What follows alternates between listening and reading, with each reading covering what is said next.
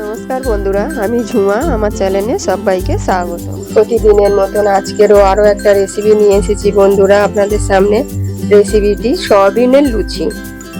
সয়াবিনের লুচি আমি কিভাবে বানিয়েছি আপনাদের কাছে শেয়ার করেছি। আপনারাও এইভাবে বাড়িতে বানিয়ে খেয়ে দেখুন, আশা করি আপনাদেরও ভালো লাগবে। দুর্দান্ত খেতে হয়েছে কিন্তু মচমচে এইরকম সয়াবিনের লুচি আপনারা সবকিছুর সাথে খেতে পারবেন। আলুর দম, আলুর তরকারি কিংবা পনিরের তরকারি। ভিডিওটি প্রথম থেকে শেষ অবধি দেখবেন।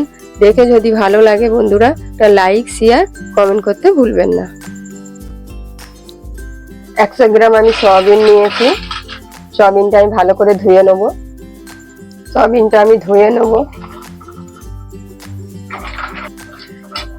ধুয়ে আমি জলটা ফেলে দেবো, ভেজাবো না কিন্তু, ভালো করে আমি ধুয়ে নেব।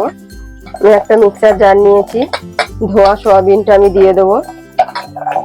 ভালো করে আমি সয়াবিনটা গুঁড়ো করে নেব। জল ছাড়া গুঁড়ো করব। প্রথমে সয়াবিনটা খুব ভালো করে আমি গুঁড়ো করে নিয়েছি, একদম মিহি করে নিয়েছি। 1 কাপ আমি আটা নিয়েছি, আপনারা চাইলে এখানে ময়দাও ব্যবহার করতে পারেন। আরো 1 কাপ নিয়েছি, 2 কাপ আটা নিয়েছি। যে সয়াবিনটা গুঁড়ো করেছিলাম আমি আটার সাথে দিয়ে দেবো।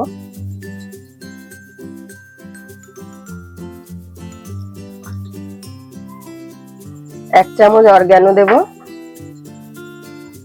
1 চামচ চিলি ফ্লেক্স। আপনারা চাইলে অরগ্যানোটা নাও দিতে পারেন।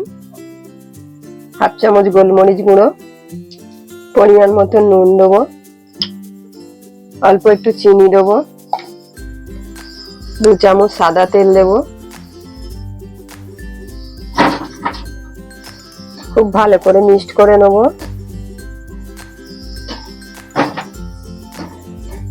খুব ভালো করে আমি মিক্সড করে নিয়েছি। অল্প অল্প জল দিয়ে আমি একটা ডো তৈরি করে নেব।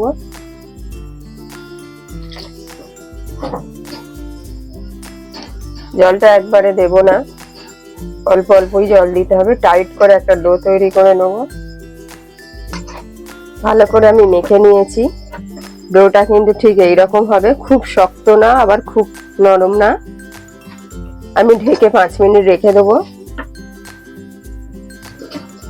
ঢাকনিটা আমি খুলে নেব। 5 মিনিট ঢেকে রেখেছিলাম, দিয়ে আবার ভালো করে আমি মেখে নেব। আমি আটাটা 2 ভাগ করে নেব।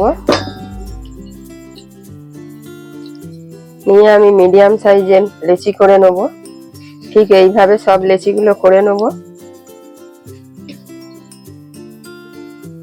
তাওয়াতে একটু তেল লাগিয়ে নিয়েছি বেলনিতে, দিয়ে আমি লেচিগুলো বেলে নেব। লুচির সাইজেই বেলে নেবেন। বেলা আমার হয়ে গেছে, এইভাবে গোল করে বেলে নেব।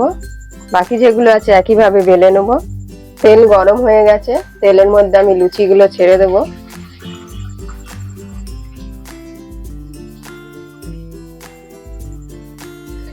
নাড়িয়ে দেবো।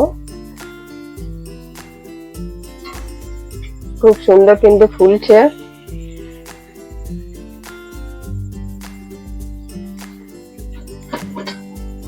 হয়ে গেছে, আমি তুলে নেব।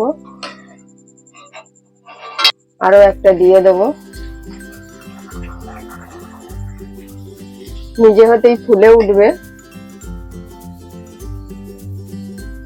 দেখুন বন্ধুরা, খুব সুন্দর কিন্তু ফুলছে। এই গরম গরম সয়াবিনের লুচি আপনারাও বাড়িতে বানান, খেয়ে দেখুন, আশা করি আপনাদেরও ভালো লাগবে। দারুণ হচ্ছে কিন্তু। এটাও ভাজা হয়ে গেছে, আমি তুলে নেব। বাকি যেগুলো আছে আমি একইভাবে এইভাবে ভেজে নেব। আমার এই সয়াবিনের লুচি রেসিপিটি কেমন হয়েছে বন্ধুরা কমেন্টে জানাবেন। আর আপনারাও এইভাবে বাড়িতে বানিয়ে খেয়ে দেখুন, আশা করি আপনাদেরও ভালো লাগবে। আর ভালো লাগলে একটা লাইক, শেয়ার, কমেন্ট করতে ভুলবেন না।